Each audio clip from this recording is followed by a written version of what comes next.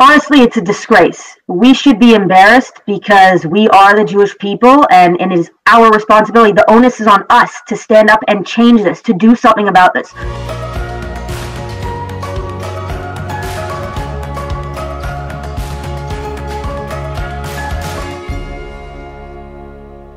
Shalom, shalom everybody. Welcome back to another episode of the Pulse of Israel here in our eternal and ancestral homeland, the beautiful Judean hills of the land of Israel. Today, I am proud to host on my program Lauren Isaacs, who just recently, Lauren is an unapologetic, proud Jewish Zionist, and she lives it. It's not just the talk, she walks the walk. And recently, just a week or two ago, she went up to the holiest place of the Jewish people, the Temple Mount, Har HaBayit, and she proudly took out an Israeli flag. A simple act that should make no problems whatsoever, but we're not talking about normal times. We're talking about a time period where the Western civilization wants to appease our enemies instead of standing up proudly for truth, justice, and historical fact. And I believe Lauren will tell us she was whether arrested or detained by the police. And let us bring in Lauren. Shalom. Hey, Shalom, Lauren. How are you? Baruch Hashem, doing well. Thank you for having me. It is a pleasure. You know, I've been a big fan of you. I've been following your stuff, your different video stuff. And now we are blessed to have you and your energy and truth coming out here in the homeland of the Jewish people as well, here in Israel. So, first of all, thank you for all that you do then and now. Thank you so much. It's our responsibility as the Jewish people, right? That's right. And you want to tell everyone about what your role is, your official job today. I mean, not only do you do it because it's your passion, but you officially work for us, a Zionist organization. So you want to tell us what organization and what you do? Sure. Thanks so much. So I'm the National Director of Herut Canada, and I also work with World Herut in Israel. Thank God I made Aliyah just over a year ago, and I live in Israel now. And this is an unapologetic Zionist organization. It's a grassroots movement, and we really are trying to empower, encourage, and educate people, especially the next generation, and build a strong Zionist future. So we're doing that all the time, and I love it. As you say, it's my job and it's my passion, so it's the best of both worlds. 100%. You are a blessed woman in so many ways. So, Lauren, tell us, what happened on the Temple Mount? So I went up onto the Temple Mount, as I like to do once or twice a year, ascend, connect spiritually. It's the holiest place in Judaism, and I'm a proud religious Jew. And what happened was I opened an Israeli flag. I opened an Israeli flag because I felt inspired. I felt it was my duty.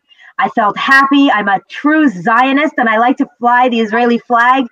My friends and family and my followers will tell you I fly it everywhere I go, and I don't see any reason not to fly it in Israel at the holiest site of the Jews. So I opened an Israeli flag, and it lasted about 30 seconds of me holding it open and smiling until the police came over and they took the flag, they confiscated it, and they said, come with us, you're under arrest. So I was surprised. I knew it was going to cause potentially problems. I knew they would confiscate the flag, but I've never been under arrest before. So they took me off. They took me to the police tent. They gave me a good talking to for about 45 minutes. And we did all the paperwork and whatnot. And and this is the situation. I'm now banned from Har HaBayit. I'm now banned from the Temple Mount. I have lawyers who are helping me. I have lawyers involved in the situation. But this is the reality. This is life, right? If you hold an Israeli flag in Israel, you can be arrested. You can be detained. Lawyers involved in the situation. But this is the reality. This is life, right? If you hold an Israeli flag in Israel, you can be arrested. You can be detained. How long are you banned from going up to the Temple Mount? I haven't been given the specifics, the parameters of my ban, but the lawyers are receiving my restraining order, and we will discuss it. Once I know more details, you'll know more details. They told me right now it's indefinite, but I'm sure it won't be indefinite once I get the actual restraining order in my hands. Unbelievable. Now, again, you raised such an important point, and I'm glad you phrased it the way you did. You say you personally, again, you're an unapologetic Jewish Zionist, and you wear your Israeli flag everywhere. And how ironic, but sad ironic, that on the holiest place, the Jewish people, for thousands of years, right, the Temple Mount, which was built by King Solomon thousands of years ago, thousands of years before Islam was brought into the world, created by Muhammad, thousands of years before Christianity. Everyone who knows the Bible knows the Temple Mount is the holiest site to the Jewish people, and specifically on that holy site that cannot be denied has a historic, holy connection to the Jewish people, it is forbidden. You will be arrested for flying an Israeli flag, and even worse than that, again, no Jew can officially pray on the Temple Mount. Quietly, if they don't see your lips move, but we're not allowed to pray on the Temple Mount. Again, the holiest place to the Jewish people. How do you explain that to people?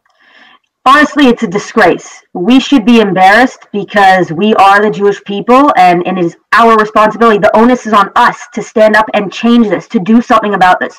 No one is going to help us. The whole world is okay with persecution of the Jewish people. They turn a blind eye to it, or they readily participate in it themselves. So it's on us to stand up. We need to unite as the Jewish people and say, this is unacceptable. This is age-old, pure, anti-Jewish oppression, and we can't just sit back and let it go unchecked. It's embarrassing that this is happening in the holy, eternal capital of Israel, the Jewish people, the holiest site for Jews, and it's just being allowed. No one cares. Everyone has religious freedom everywhere in Israel except for the Jews on Temple Mount. Right, and that's a point I like to say as well. Listen, the only way we will be able to truly achieve peace is if there's mutual respect and freedom of religion for all. So I'm totally fine with the allowing of freedom for Muslims to pray on the Temple Mount. They say it's holy to them, even though there is a huge question mark, and there are plenty of Islamic scholars who say that there's no holiness to the Temple Mount to them, because Al-Aqsa really is in Saudi Arabia. But let's put that aside. We want to respect. Some of them say that they have holiness there. Fine, you can pray there. But forbidding Jews, forbidding the recognition of the holiness and the Jewish connection to the Temple Mount by the Muslim world, that's not going to bring peace.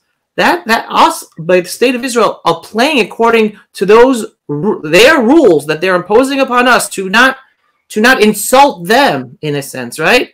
And appeasing them, that's not a step towards peace. That's a step of continued appeasement that pushes true peaceful coexistence further and further away, because there's no mutual respect. There should be freedom of religion for all on the Temple Mount. So what do you say to people who say, but Lauren, you taking out a flag, you could provoke World War III, Lauren. How dare you do that? Of course it should be forbidden. How do you respond to that?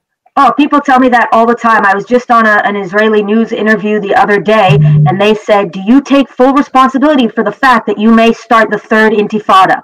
And I was like, hell no, I do not take responsibility for that. I take responsibility for my actions 100%. Everything I do, I own, and I'm proud of what I do, as we should all be. However, if me holding an Israeli flag peacefully and smiling causes some Arab somewhere in the country of Israel to pick up a knife and stab a Jew in another city or ram a car into an innocent civilian, that's not on me. That's on them. And maybe we should be talking about the cultural problem and the violence embedded in that culture, and lay blame where blame should be placed, not on me. There's a problem with one of those actions, holding a flag and stabbing a person, and it's sure not holding a flag. The problem is the violence. It's not someone holding a peaceful flag, being proud, being Zionistic, not to mention the fact that when they say it's a provocation, what is a provocation? A provocation is an offense, right? I've offended someone. Someone has been offended by me holding a flag. Guess what? The Jews living in Israel, just existing, every breath I take is a provocation to most every Arab country in the region. I don't care. Should we capitulate on that? Should we just lay down and die? Should we all get up and leave Israel en masse? No, because we're allowed to exist. We're allowed, like everyone else, to have freedom and self-determination and freedom of worship and freedom of movement. And that's all we're asking for. Again, as you said, I'm not asking to trump anyone else's rights. I'm not asking to have exclusive religious worship rights for Jews. Let us worship side by side in peace.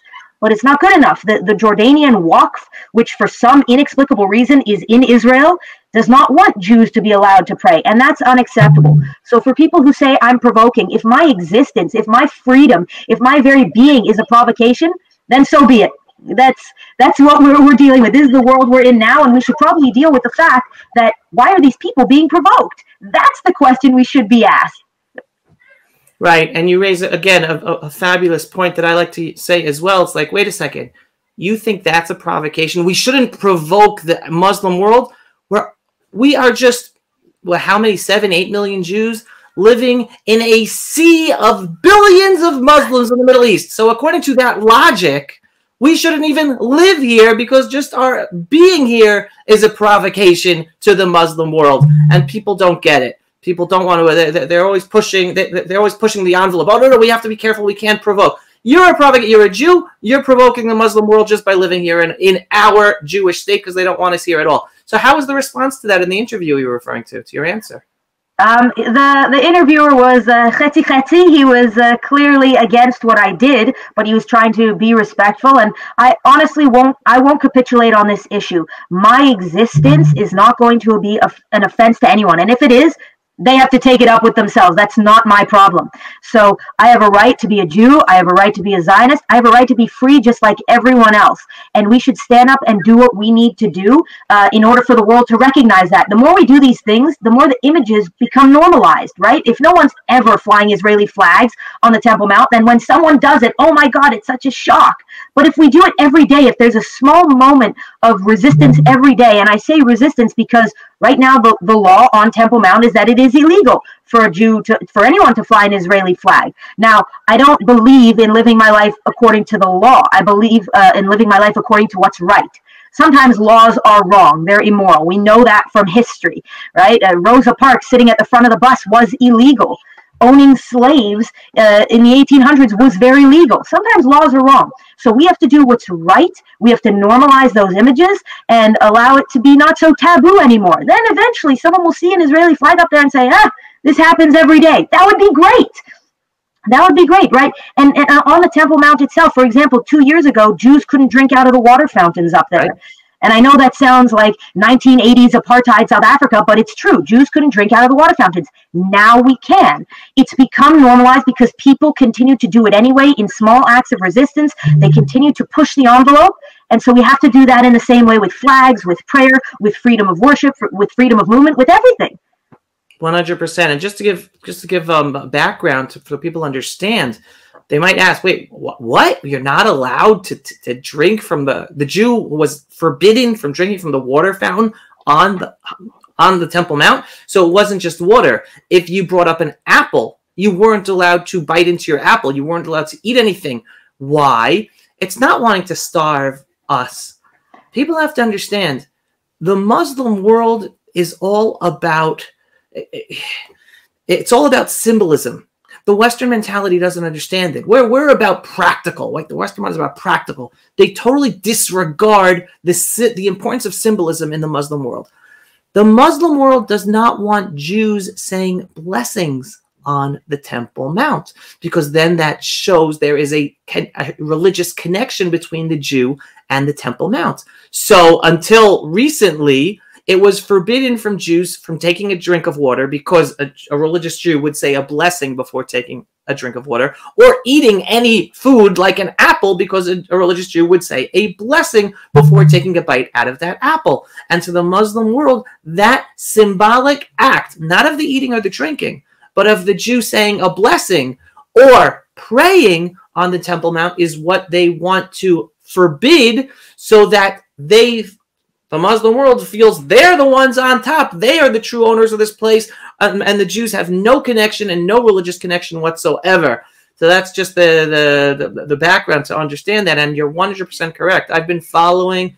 I first went up to the Temple Mount, I don't know, 2 decades ago. I got involved in the movement to raise the awareness of the importance of the Temple Mount to the Jewish people. And the change is happening because more and more people are going up with each year, with each holiday, more and more people. And it's because more and more people, then the rules change. When the police, when the state of Israel see that no one's going up, well, they're going to appease the Muslim Waqif and everything they want to do against the Jews. But as they see more and more Jews go up with each year, with each holiday, that's how we push the envelope, exactly as you were talking about. The other thing I wanted to touch upon, and if you want to give this information or me, this is not the first time that we are told we are provoking the Muslim world with the Temple Mount or with our activities on the Temple Mount. Do you want to go more into the history of that? You want me to? Sure. Listen, we've had Israeli leaders just take walks around the Temple Mount, not even hold flags, not pray, just walk. Literally existing on the Temple Mount as a Jew, historically, we've had our leaders walk around, and it's caused intifadas. It's caused mass riots. But it's not only on the Temple Mount. Remember, these people, the enemies of Israel, have a day of rage regularly. They have a day of rage to be mad and attack Jews in the streets nearly every week. Their government is calling for violence against us on a regular basis. This is nothing new. And again, as we talk about provocation, it's so subjective. Everything is a provocation to them. If I just stand in Jerusalem, it's a provocation. If I stand in Tel Aviv, it's a provocation. Everything is a provocation. So honestly, when everything is a provocation, it means nothing to me. No longer do I care that I'm provoking anything because it doesn't mean anything. You can go more into the history of that, but I do just want to say one thing. I think we don't talk enough about the two sides at play here when we're talking about the Temple Mount. The Jordanian Waqf, the Jordanians, we have to talk about the fact that they are not a tolerant, peace-loving people. Everyone's always afraid to call them out on this, but there are, Judenrein laws in Jordan. Jews aren't allowed to live there. Jews aren't allowed to buy property in Jordan. So when Jordan illegally annexed the Temple Mount, parts of Jerusalem, when they illegally occupied Jerusalem after Israel declared independence, they brought those Judenrein laws over with them. They said the parts that we're stealing are going to be Jew-free, and they maintain that attitude constantly. Hence the Temple Mount and parts of Judea and Samaria. So we need to, why are we not talking about the fact that one side is for freedom, one side is for peace, one side is for everyone and tolerance, and the other side is just no Jews, please, no Jews allowed. It's ridiculous. Anyway, that's my little tangent, but you can go more into the history. No, that's a very important tangent. I'll build upon that, but just to go back to the historical, going back to the 1920s, 100 years ago, people don't remember. Jews were massacred in the streets of Jerusalem, of Jaffa, of Haifa, of Hebron, right? The massacre of the Jews in 1929, 1936.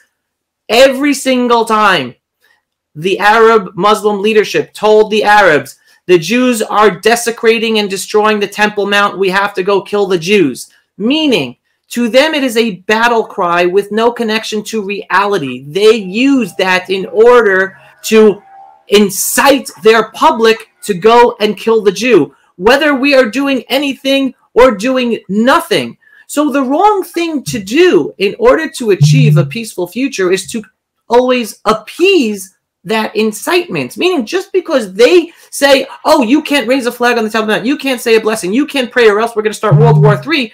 Well, you don't appease it because they start World War III anyway, just like you're saying. Every day they're using terror against us. They just make up a different excuse. The way we stop it is by not calling their bluff anymore and saying, no, we're going to be who we are. We're standing up for our land. We're standing up for our Temple Mount. We're standing up for our holy places. Either you respect us and live with us, or you try to use violence against us using whatever excuse of the day, whatever flavor of the day excuse, whether it's the Temple Mount, whether it's this, whether it's that, whether it's building a settlement. Well, we're going to put you down. So it all comes down to our self-respect as Jews and as the Jewish people, which is why I believe your form of activism and proud, unapologetic Zionism is the antidote to help us reach a better, peaceful place of coexistence, as opposed to many of our peers, even peers who call themselves advocates for Israel, who shy away from that because they don't want to go. They don't want to be looked at as provocative. They just want to deal with shutting down the lives.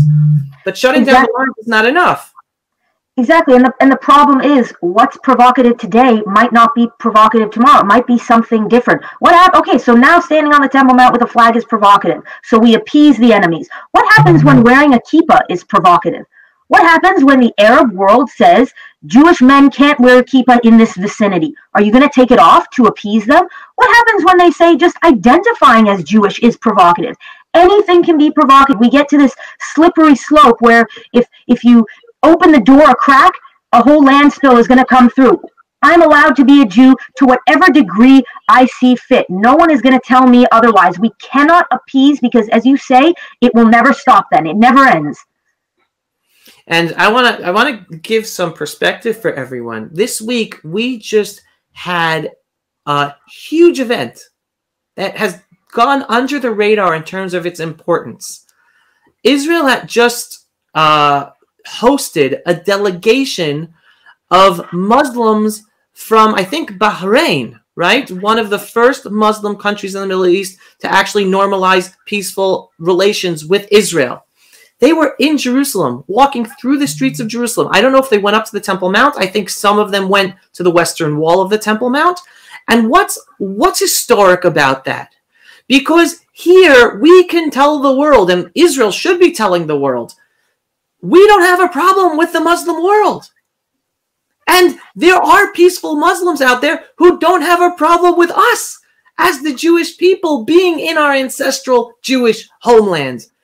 But we do have a problem with those in the Muslim world who use their religion as a weapon against the Jewish people and the right of the Jewish people to live in our ancestral homeland.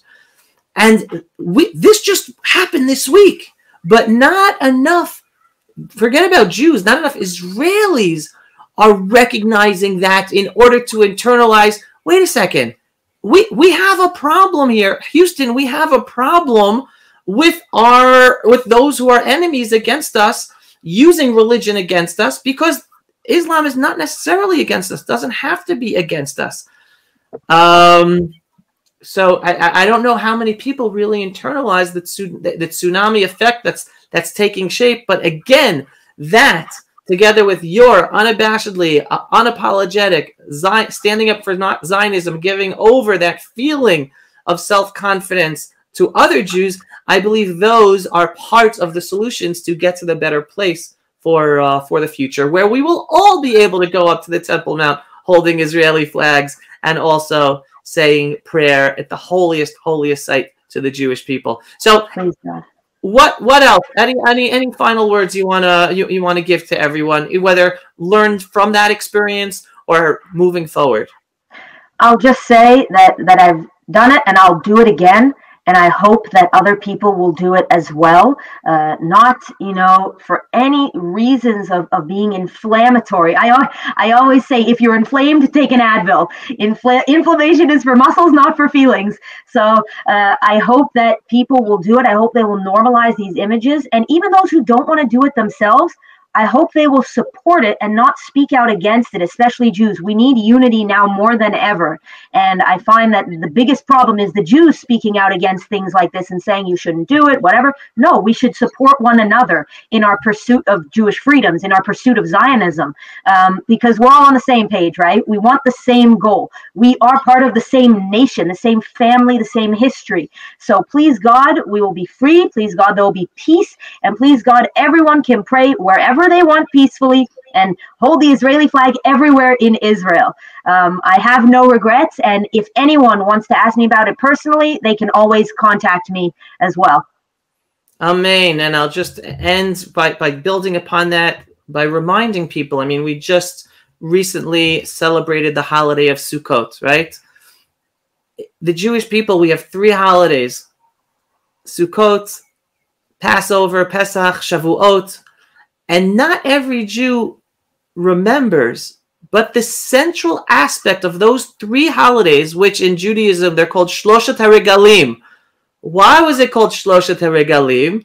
Regel, not in terms of leg, but in terms of walking, because those were the 3 holidays Jews used to walk to Jerusalem to visit the temple. The temple was the central place for all 3 of these festivals, 3 of these holidays. And not enough Jews, when we're celebrating those holidays, are focused on the centrality of Jerusalem and the temple to our celebration today. And I use a machzor, a special prayer book that was put out by the Temple Institutes. so that when I'm praying on those holidays, I am connecting in my spiritual sense as much as possible in my prayer, thinking about the temple as well. So anyone who's interested in buying those, just search for them online. You could easily search for them. And with your activism and standing up, and it's not about provocation, it's about just being a proud Jew and hopefully instilling the pride in others to be proud Jews and do what is necessary for them to show their pride. And more people go up to the Temple Mount. It is up to us to change the future. So thank you so very much, Lauren, and keep up the amazing work you're doing, whether individually, whether with Cherut. Kol hakavod, tiski lemitzvot. Really proud of you. Proud to count you as a friend.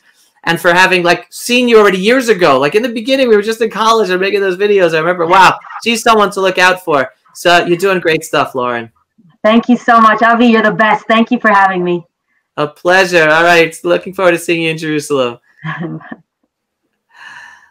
Everyone, that was Lauren Isaacs. If you are not yet following Lauren, look her up. Go on all social media channels. Follow Lauren. Look up Cherut that she's involved in as well. I know they have activities. If you want to invite Lauren or whatever Cherut activities for educational activities, do it. Contact her.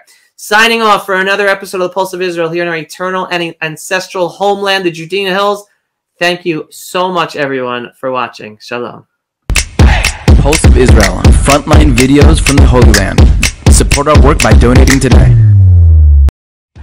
Pulse of Israel, frontline videos from the Holy Land. Support our work by donating today.